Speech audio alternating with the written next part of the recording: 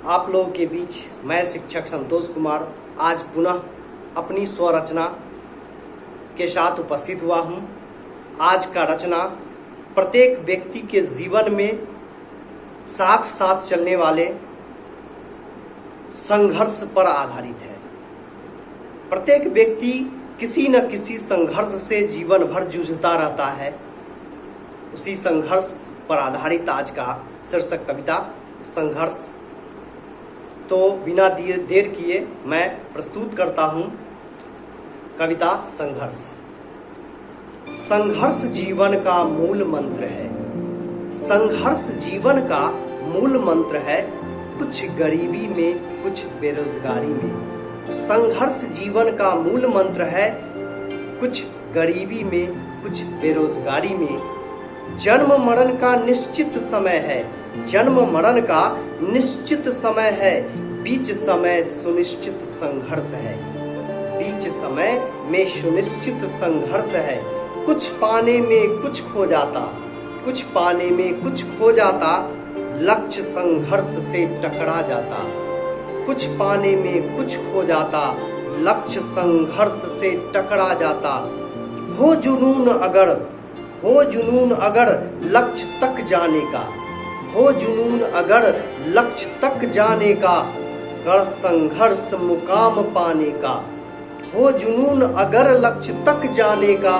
कर संघर्ष मुकाम पाने का। छात्र जीवन में भी संघर्ष कर।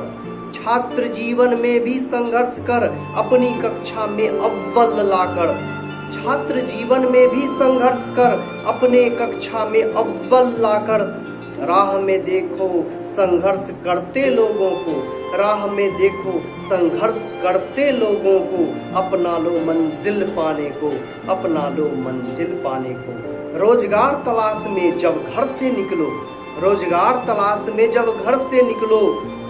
कर संघर्ष जब तक मंजिल पालो।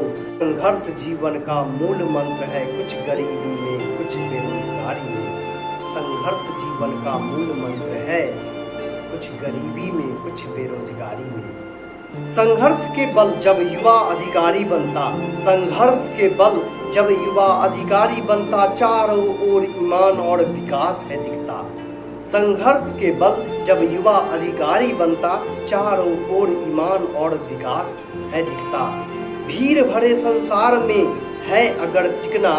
भीड़ भरे संसार में है अगर टिकना। जीवन जीने के लिए संघर्ष करते रहना।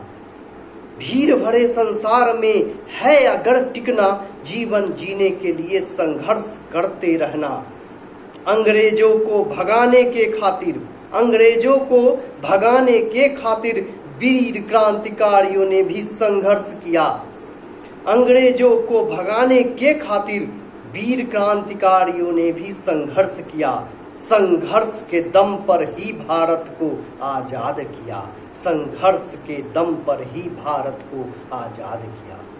इस प्रकार मैं आज आप लोगों के बीच प्रत्येक व्यक्ति के जीवन में चलने वाले संघर्ष पर आधारित एक सुंदर सा कविता प्रस्तुत किया हूँ।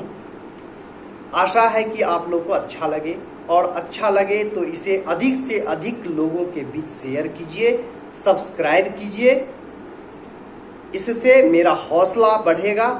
मैं आप लोगों के बीच अपनी नई नई रचनाओं के साथ उपस्थित होता रहूँगा। तो फिर मिलते हैं अपनी नई रचना के साथ अगले ब्लॉग में। तब तक के लिए धन्यवाद।